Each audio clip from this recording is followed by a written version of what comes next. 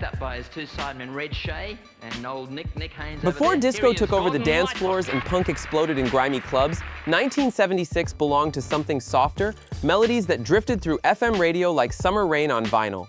We spoiled the chart toppers you remember, but the deep cuts that deserve so much more. Let's bring them back. Number 10 takes us to a song that should have been everywhere. Shannon by Henry Gross hit number 6 on the Billboard Hot 100, but today it's virtually forgotten, and that's a crime. This wasn't just another soft rock ballad about lost love. It was about Carl Wilson's dog, Shannon, who had drowned. Henry Gross, a former member of Sha Na Na, wrote it as a tribute to his friend's grief, and you can hear every ounce of that sorrow in his voice. The acoustic guitar glistened like morning dew, the harmonies floated like ghosts, and the production, handled by Terry Cashman and Tommy West, wrapped it all in that perfect mid-70s warmth. Astonished, it sold over 1 million copies, went gold, and then just disappeared from collective memory. But for anyone who owned that 45, Shannon remains one of the most heartfelt songs of the decade. Number 9 is a slice of pure California sunshine. Nostalgic Shower the People by James Taylor climbed to number 22, but it should have been a number 1 anthem for anyone who believed in love, community, and honesty. You can play the game. Taylor wrote it during the sessions for In the Pocket, his 6th studio album, and the message was simple: show the people you love that you care before it's too late. The arrangement featured Carly Simon on backing vocals, his wife at the time, along with David Sanborn's liquid saxophone and a rhythm section that swayed like palm trees. Critics noted that Taylor's voice had never sounded warmer or more assured. Rolling Stone called it the sonic equivalent of a hug, and honestly, they weren't wrong.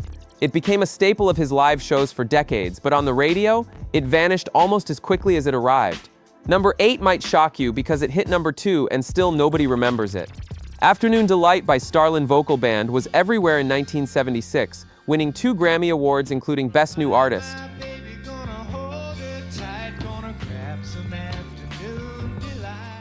The song's innuendo was barely disguised. Afternoon Delight wasn't about lunch, and that playful naughtiness helped it dominate summer radio. Written by Bill Danoff, who'd co-written Take Me Home Country Roads for John Denver, the track featured 4-part harmonies that sparkled like champagne. But here's the tragedy: the band never charted again. Not once. They became the textbook definition of a one-hit wonder, and Afternoon Delight got buried under layers of irony and 70s kitsch. But strip away the jokes and listen again. It's a masterclass in vocal arrangement and melody, produced with crystalline precision by Milton Okun. Number 7 comes from a band that never quite escaped the shadow of their earlier success. Get Closer by Seals and Crofts peaked at number 6, delivering that signature blend of acoustic guitars, gentle percussion, and harmonies that felt like a warm embrace.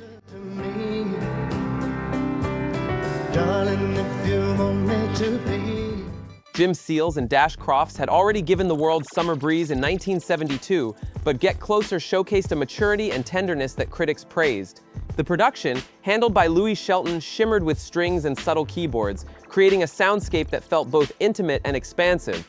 By most accounts, the duo's Baha'i faith influenced the song's message of unity and connection. Despite its chart success, Get Closer faded from rotation as the decade closed, overshadowed by louder, brasher sounds. But for those who still spin the vinyl, it remains a perfect snapshot of what soft rock could achieve at its peak. At number 6, we find a song that deserved to rule the airwaves. Lonely Night, Angel Face by Captain and Tennille hit number 3, but ask anyone today and you'll get blank stares. Lonely night, I cry myself to sleep. This wasn't the bubblegum pop of Love Will Keep Us Together. This was lush, cinematic, and deeply romantic. Daryl Dragon's production layered keyboards and strings like frosting on a cake, while Tony Tennille's voice soared with operatic grace. The song was written by Neil Sedaka, a hitmaker who understood melody better than almost anyone in the business. It appeared on their Song of Joy album, which showcased a more sophisticated side of the duo. But as the decade shifted toward harder rock and disco, songs like this got left behind. Today, it stands as a testament to the power of pure melody and heartfelt performance. If you're loving this trip through forgotten records, hit subscribe. We've got more stories from rock's golden age coming every week. Number 5 brings us to a band that straddled the line between rock and country. You'll Lose a Good Thing by Firefall reached number 9, blending pedal steel guitars with soft rock harmonies in a way that felt effortless.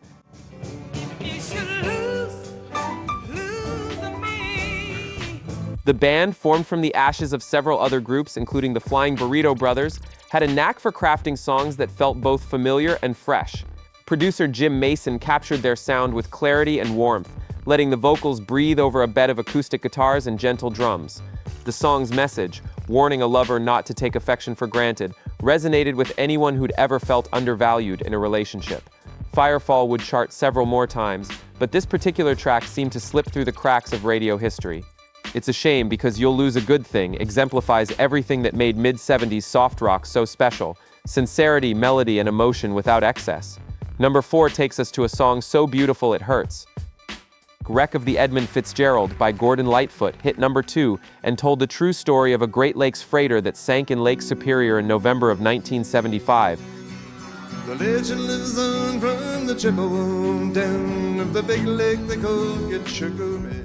29 crew members died, and Lightfoot transformed their tragedy into 6.5 minutes of haunting folk rock that silenced rooms when it played. The guitar work was sparse, the arrangement restrained, and Lightfoot's baritone carried the weight of every lost soul. Producer Lenny Waronker kept the production minimal, understanding that the song's power came from its story and melody. It became Lightfoot's second most successful chart single in the United States, but as years passed, younger listeners forgot. Yet for anyone who lived through 1976, hearing those opening notes still brings chills. It remains one of the few pop songs to memorialize a real-world tragedy with such dignity and grace. Number 3 delivers pure joy in 3 minutes. Don't Go Breaking My Heart by Elton John and Kiki D hit number 1 in both the US and UK, yet somehow it's rarely discussed among Elton's greatest hits.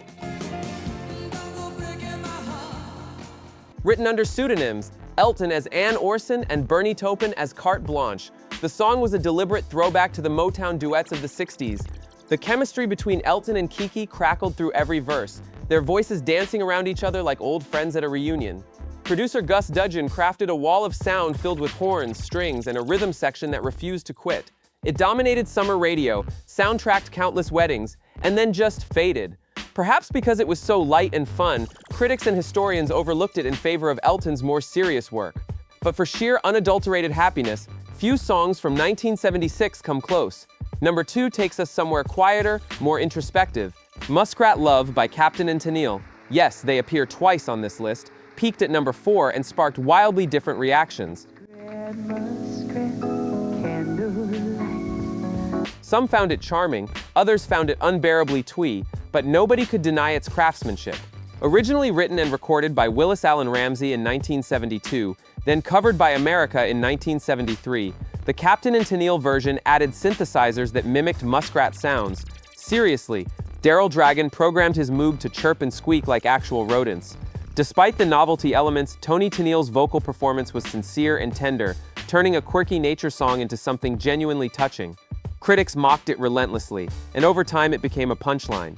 But listen without judgment, and you'll hear two artists fully committed to their vision, no matter how unconventional. That kind of bravery deserves recognition.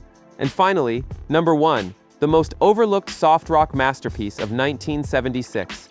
This One's For You by Barry Manilow climbed to number 29, but it represented everything the singer-songwriter did best. This one'll never sell, they'll never understand. Sweeping melodies, heartfelt lyrics, and production that felt like a Hollywood soundtrack. Written by Manilow and Marty Panzer, the song was a love letter to his fans, a thank you note wrapped in strings and piano. Producer Ron Dante layered the arrangement with orchestral grandeur, building from intimate verses to soaring choruses that demanded to be played loud. Manilow's voice, often dismissed by rock critics, carried genuine emotion and vulnerability. The song and album of the same name were hugely successful at the time. The album went triple platinum, yet today they're rarely mentioned in discussions of 70s classics. Perhaps because Manilow was seen as too middle of the road, too safe for the rebels and too sentimental for the cynics. But if you set aside preconceptions and just listen, This One's For You reveals itself as a perfect synthesis of pop craft and emotional honesty. It's a song that rewards those willing to feel without irony. While Frampton Comes Alive and Fleetwood Mac's self-titled album dominated year-end lists, these 10 songs quietly shaped the soundtrack of people's lives. They played in station wagons and on kitchen radios, during first dances and last goodbyes.